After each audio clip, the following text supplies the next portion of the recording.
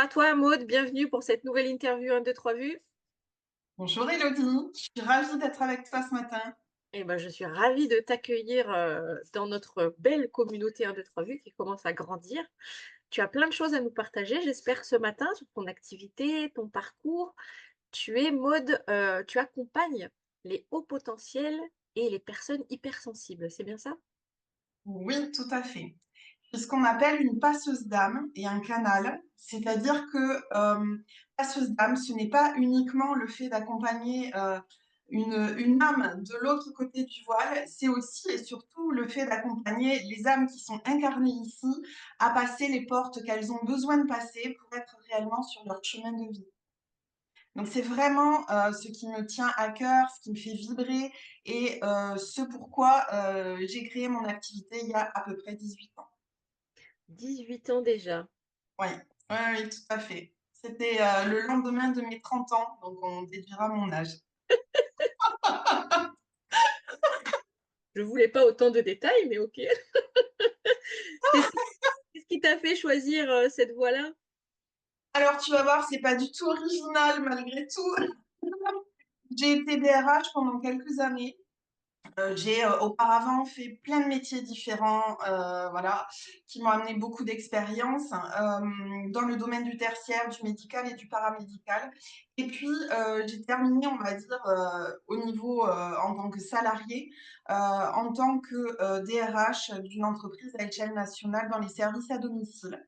Et j'ai terminé en fait cette carrière par un gros burn-out. Donc, c'est pas du tout original, la DRH qui fait un burn-out Comme et qui souvent.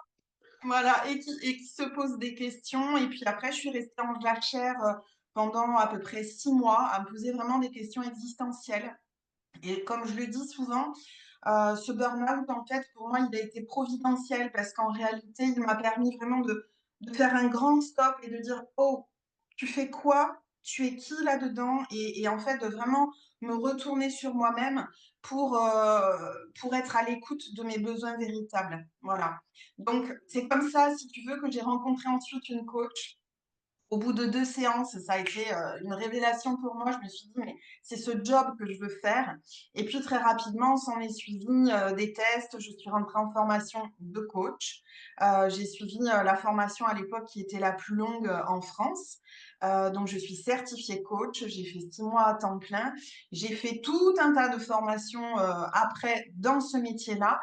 Et petit à petit, se sont ouverts à moi d'autres casquettes donc, je me suis formée à la confiance en soi. J'en manquais profondément, hein. Il n'y a pas de, voilà, il y a pas de secret.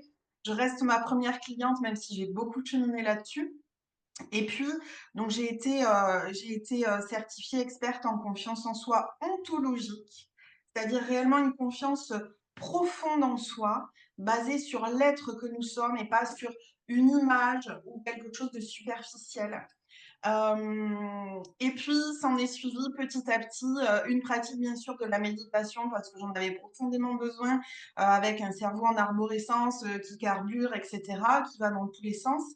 Euh, et j'ai voulu là aussi en faire bénéficier ma clientèle. Donc, je me suis professionnalisée, je suis devenue praticienne en méditation.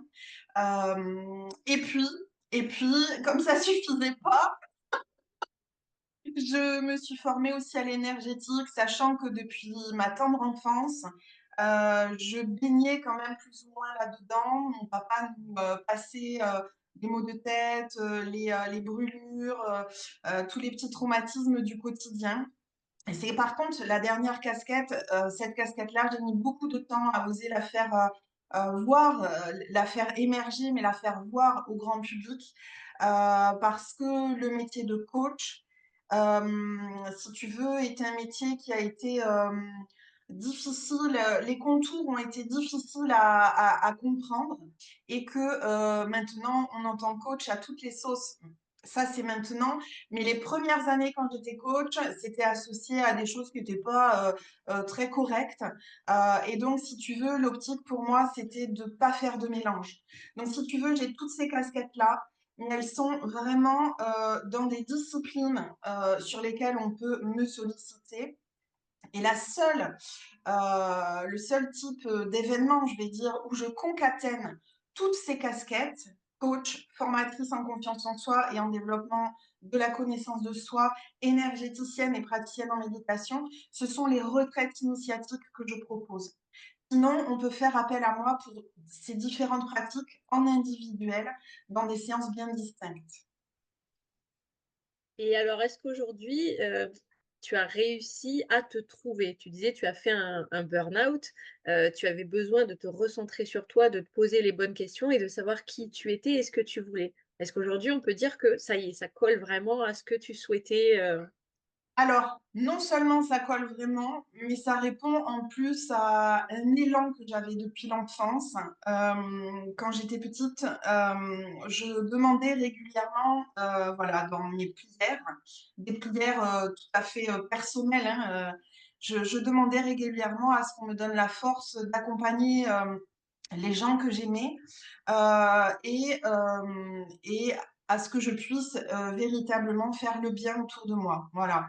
Donc bon, c'est dit avec des mots d'enfant, sachant que maintenant, avec ma maturité, pour moi, le bien et le mal sont vraiment vus différemment de mon enfance.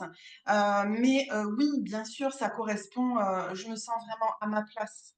Je me sens à ma place. Après, c'est aussi un chemin, c'est-à-dire qu'encore aujourd'hui, 18 ans après avoir initié un grand changement dans ma vie professionnelle, mais aussi qui a des répercussions énormes dans ma vie personnelle, hein, puisque j'ai changé d'alimentation, j'ai changé de vie sentimentale, j'ai changé de lieu de vie, j'ai changé dans mes pratiques au quotidien, etc. Je pratique le Japamala, entre autres, je pratique, voilà, j'ai des pratiques au quotidien. Mais au-delà de ces changements de vie qui ont amené vraiment à trouver ma place, si tu veux, encore aujourd'hui, j'estime que je suis sur ce chemin de connaissance de soi. Et j'espère et je pense que ça sera le cas jusqu'à la fin de ma vie. Donc, on c'est apprend, une découverte, si tu veux, jour après jour. on apprend tous les jours jusqu'à la fin. Oui, en tout cas, c'est un peu, en tout cas, c'est réellement ce à quoi j'aspire aussi. Voilà.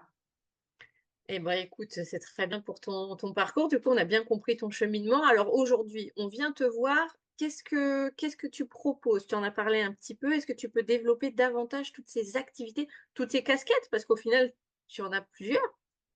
Oui, oui, oui, tout à fait. J'ai plusieurs casquettes. Donc, si tu veux, par rapport à ces casquettes, le maître mot, c'est vraiment j'accompagne les personnes à cheminer sur le vivant, c'est-à-dire à revenir vraiment profondément dans le flux du vivant, à pouvoir se dégager de ses oripeaux, de ses conditionnements, à pouvoir exister vraiment comme elles le souhaitent, c'est-à-dire au plus profond de nous, on a un état d'être et cet état d'être, parfois, il est encastré dans un scaphandre. Le scaphandre symbolise, si tu veux, nos conditionnements, nos patterns, nos croyances limitantes, etc. Et donc, moi, le maître mot, c'est dans toutes mes casquettes différentes, je vais accompagner, en fait, à faire éclore ce que nous sommes au plus profond de nous-mêmes. Je suis ma première cliente et je continue sur ce chemin, mais c'est vraiment mon credo. C'est pour ça que je dis que je suis passeuse d'âme parce qu'on va ouvrir des portes ensemble. Donc, pour me recentrer sur ta question, la première des casquettes, c'est la casquette de coach. Coach, ça vient du vieux français le cocher. Ça veut dire que j'accompagne au changement comme un taxi. Mais je ne suis pas juste un taxi de l'esprit, c'est aussi très pragmatique. C'est-à-dire que je vais accompagner en coaching sur des processus de 15 heures minimum et de 21 heures maximum. Je vais accompagner ma clientèle à opérer des changements, mais pas pour devenir quelqu'un d'autre, uniquement pour devenir soi-même. C'est-à-dire que je ne suis pas dans le développement personnel, j'accompagne dans la connaissance de soi. Ce sont deux énergies et deux dynamiques qui sont différentes. Elles sont complémentaires, hein, moi je ne les oppose pas l'une à l'autre, elles sont complémentaires ces dynamiques-là, mais mon credo, c'est vraiment ce qu'on appelle du coaching de transformation, pas du coaching de performance. Voilà. Pour moi, la meilleure des performances, c'est d'abord la transformation et c'est d'abord venir se connecter à soi-même. Donc, ça fait le lien aussi, la transition avec ma deuxième casquette qui est formatrice en confiance en soi, ontologique. La confiance en soi, Donc, je propose un programme sur la confiance en soi qui s'appelle le Cercle vertueux de la confiance en soi depuis 2014. C'est une concaténation de toutes mes recherches que j'ai effectuées pendant des années et que je continue à effectuer. Et ce cercle vertueux de la confiance en soi reprend 3 conférences qui permettent d'introduire, si tu veux, la thématique de la confiance en soi avec 3 angles différents. Et puis, il y a une formation en 2 niveaux sur la confiance en soi, le niveau 1 et le niveau 2 qui est le niveau de perfectionnement. Voilà. Donc, cette confiance en soi, c'est réellement une qualité de relation à soi-même. Mais quand je dis ça, les mots semblent très simples, mais c'est très profond. C'est pas évident d'être, en harmonie avec soi-même, hein, donc j'imagine. Et vraiment, voilà, d'être connecté au plus profond à soi-même dans le sens fort du terme, le soi. Voilà. Donc ça, c'est ma deuxième casquette. Ce programme, je le propose en général 1 fois par an, pas plus. Il est possible que je le mette en ligne sur les réseaux, enfin pas sur les réseaux, mais en digital sur l'année 2025, mais ça me demande beaucoup de travail de fond. Donc, on verra quand est-ce que ça fera, voilà, ça sera mis au jour. Par contre, c'est un programme que je propose en présentiel, à minima 1 fois par an, et dans certains cas en live, à distance, pour les personnes qui sont un peu plus loin et qui ne peuvent pas faire nécessairement le chemin en présentiel. Donc ça, c'est la deuxième casquette. Ensuite, j'ai une casquette réellement de thérapeute. C'est-à-dire que je suis technicienne du corps physique et des corps subtils. Donc, je travaille avec les énergies, je travaille avec les informations et avec les énergies. Donc, il y a des soins énergétiques sacrés anciens, il y a des soins de l'âme, c'est pas la même chose. Les soins énergétiques sacrés anciens, ça va être réellement accompagné à switcher, à basculer sur le plan purement énergétique, à éventuellement être accompagné aussi sur ce qui est maladie chronique. Donc, c'est très très vaste, hein. Je ne vais peut-être pas trop le développer, mais j'utilise des protocoles qui m'ont été transmis. Il y a une cinquantaine de protocoles différents, donc tu vois que c'est assez vaste. Et puis après, j'utilise les énergies puisque je suis guérisseuse. Euh, donc ça, c'est pour les soins énergétiques sacrés anciens. Et il y a donc les soins de l'âme, qui sont des soins où je vais canaliser des informations qui me sont transmises par le biais des annales akashiques. Donc, c'est la guidance de la personne qui me sollicite, qui me transmet ces informations-là. Elles peuvent être transmises par différents canaux, hein, extrasensoriels. Donc, je vais avoir des fois des images, d'autres fois des sensations, d'autres fois des mots, d'autres fois, je vais avoir l'information vraiment en claire connaissance. Et donc, pendant ce soin de l'âme qui dure à peu près 1 heure et demie, 2 heures, je vais pouvoir transmettre des informations que je restitue en fin de séance, mais aussi ajuster au niveau vibratoire les différents corps de la personne qui est présente. Quand je dis les différents corps, c'est bien sûr les corps énergétiques et subtils, hein. Voilà, voilà. Donc ça, c'est vraiment un soin qui allie, si tu veux, tout ce qui est lié aux informations subtiles et à l'énergétique. Voilà. Ensuite, je pratique aussi et je transmets, et depuis peu, je forme aussi à ça, les tarots en connaissance de soi. Donc ça m'a été transmis par des initiés il y a un peu plus de 18 ans. J'ai mis des années avant moi-même de le retransmettre. Donc je propose en fait des tirages qui durent 2 heures minimum, qui sont très intenses et qui vont pouvoir euh, donner comme un miroir, mais vraiment très, très, très précis, du maillage, si tu veux, de nos fonctionnements actuels. Donc, quand quelqu'un se sent dans l'impasse, en difficulté ou a des difficultés à retrouver une vision claire de comment elle fonctionne et qu'elle perçoit par contre que bizarrement, il y a des schémas répétitifs, on appelle ça la pierre d'achoppement. Une pierre, quand tu montes en randonnée sur laquelle tu vas glisser et c'est toujours le même type de pierre sur lesquelles tu glisses, Donc là, ça permet, ces tirages permettent vraiment de retrouver une vision globale, mais aussi très détaillée, très précise de comment ça fonctionne chez toi à l'instant T. Voilà. Et puis, dernière proposition, comme je suis praticienne en méditation, sur des week-ends ou sur des soirées ou sur des demi-journées, ou même jusqu'à 7 jours, je propose des retraites initiatiques. Donc c'est là où ça va vraiment allier toutes mes casquettes et où je vais proposer des processus que j'écris par canalisation quelques jours avant mes retraites, quand c'est la première fois que je la propose. Et donc, il y a à peu près 8 retraites. Il y a Artisan de Lumière qui m'a fait connaître dans ce domaine-là. Mais il y a aussi Origine, Human, il y a Gaia, il y a Allegria. Bon, voilà, il y a plusieurs retraites qui sont proposées sur plusieurs jours. Le format le plus petit en retraite, ça va être un week-end de 2 jours. Et le plus long, c'est 7 jours. Et 7 jours, la prochaine aura lieu à cheval entre 2025 et 2026, puisque ça sera pour le 31, la semaine du 31 en fait, décembre 2025, et ça sera logiquement, donc je ne peux pas tout annoncer, mais ça sera logiquement dans la baie de Sataya, sur un bateau, avec des sorties dauphins, et la retraite s'appelle Lumière des océans. Voilà. Donc voilà, je propose tout ça et je propose des stages aussi de une journée.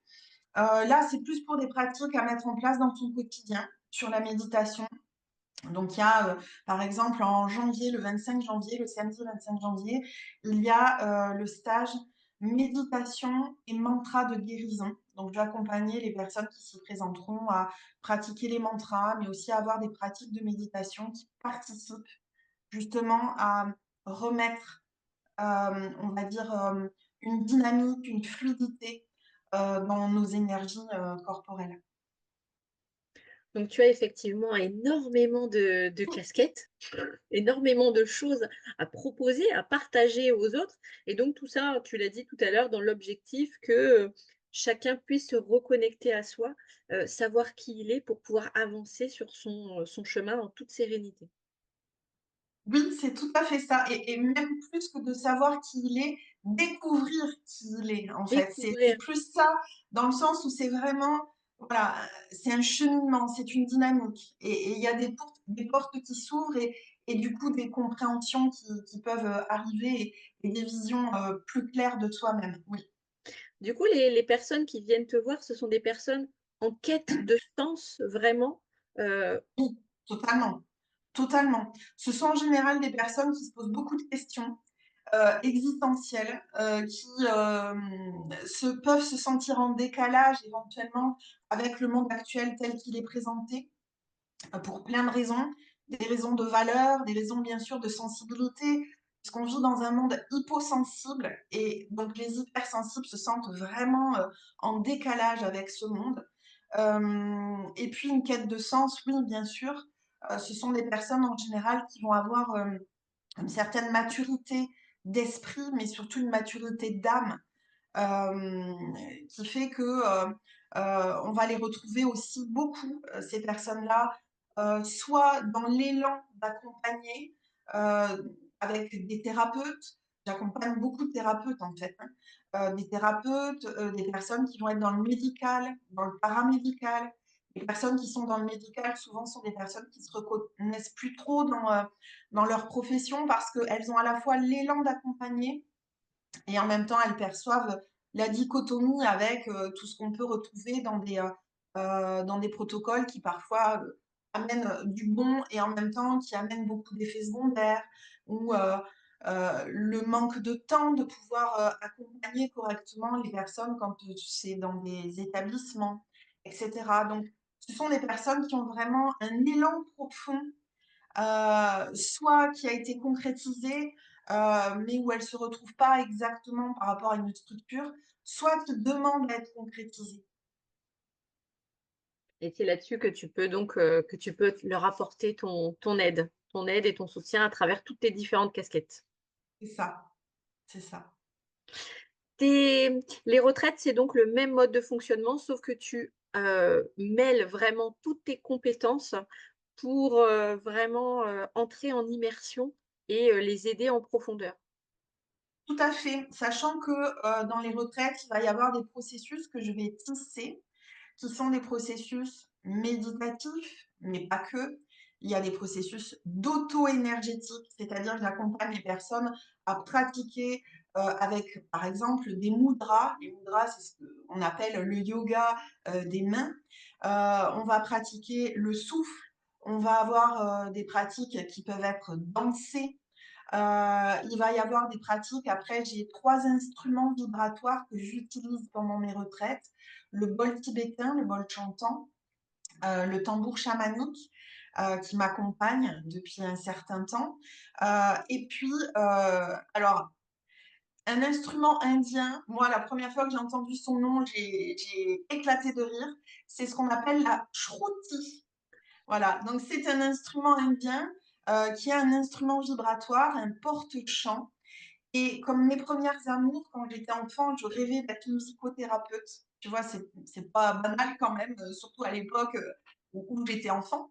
Eh bien, la musique pour moi, c'est vraiment un véhicule de l'âme, un véhicule qui nous place dans le cœur plutôt que dans la tête. Nous, les êtres humains occidentaux, qui sommes beaucoup, beaucoup dans la tête, et les hauts potentiels sont beaucoup, souvent dans la tête aussi. Et du coup, ces instruments vont nous accompagner. Vraiment, c'est comme 3 personnes, 3 entités, vraiment 3 témoins aussi de nos changements pendant ces retraites. Et du coup, il va y avoir des épisodes avec ces instruments-là aussi. Chaque retraite a une thématique précise. On ne s'inscrit pas par hasard sur mes retraites. En général, d'ailleurs, je demande à ce qu'on me contacte par téléphone quand c'est la première fois qu'on pratique, enfin qu'on participe à mes événements, pour bien vérifier les attentes, les besoins des personnes qui vont me solliciter, et puis vérifier que c'est en adéquation avec ce que je propose. Ce sont des retraites, on arrive d'une certaine manière, il y a vraiment des switches qui se font pendant les retraites, et on repart différemment dans la vision peut-être, mais aussi sur le plan énergétique. Voilà. Il y a vraiment une transformation qui se fait à l'occasion de ces différentes retraites. Il y a des transformations qui s'opèrent, alors qui se font aussi malgré moi, hein, et malgré soi, hein, quand on y participe, même si bien sûr tout est fait en conscience, hein, mais il y a vraiment des switches qui s'opèrent pendant les retraites, des choses qui se décliquent et qui demandent la meilleure posture quand on vient à mes retraites, c'est d'y venir, si possible, avec une certaine ouverture et, comment dirais-je, un regard neuf, c'est-à-dire peut-être pas en mettant trop d'objectifs par rapport à la retraite parce qu'on ne sait pas exactement ce qu'on va y découvrir, même si c'est quoi qu'il en soit, soi-même qu'on découvre. Mais c'est ça le but. Et c'est déjà malheureusement la fin de notre entrevue. Tu nous as partagé beaucoup de choses. On a compris que tu avais énormément de choses à apporter aux autres pour les aider vraiment à se redécouvrir, on va dire. Et j'aurais juste une dernière petite question avant de clôturer. Est-ce que tu aurais un conseil, un rituel à faire, un rituel tout simple, hein, qui pourrait aider chaque personne qui voudrait se reconnecter à soi, qui voudrait être sur ce chemin, sur cette voie du bien-être? Alors peut-être, avant toute chose, venir se poser physiquement en mettant de côté temporairement les téléphones, les écrans, au moins temporairement. Parce qu'un écran, comme son nom l'indique, vient se mettre devant nous. C'est un écran par rapport à nous-mêmes. Et puis peut-être de pratiquer quelques respirations en prenant d'abord le temps de fermer ses yeux, de venir se poser à l'intérieur de son corps. Quand on est au potentiel et hypersensible, on est souvent très externalisé parce que on va capter énormément de choses dans notre environnement et il y a du coup beaucoup comment dire, de stimuli extérieurs qui font qu'on est externalisé de nous-mêmes. Le maître mot à garder à l'esprit, c'est Là où je pose mon regard et mon attention, je vais véhiculer mon énergie. Si je pose mon regard intérieur, ça peut être les yeux fermés, et mon attention sur moi-même, sur ma présence à moi-même dans mon quotidien, je vais pouvoir nourrir mes énergies. Et du coup, je vais pouvoir justement retrouver de la vitalité, je vais pouvoir être à l'écoute de moi-même. Et donc, le fait de se poser physiquement et de tourner le regard à l'intérieur avec une respiration lente, en se mettant en contact avec ses sensations corporelles, rien que ça, c'est d'une très grande puissance. C'est vrai, je confirme. Merci beaucoup Maud pour ton partage, c'était très Avec intéressant. grand plaisir. Merci À à très toi. vite. Merci.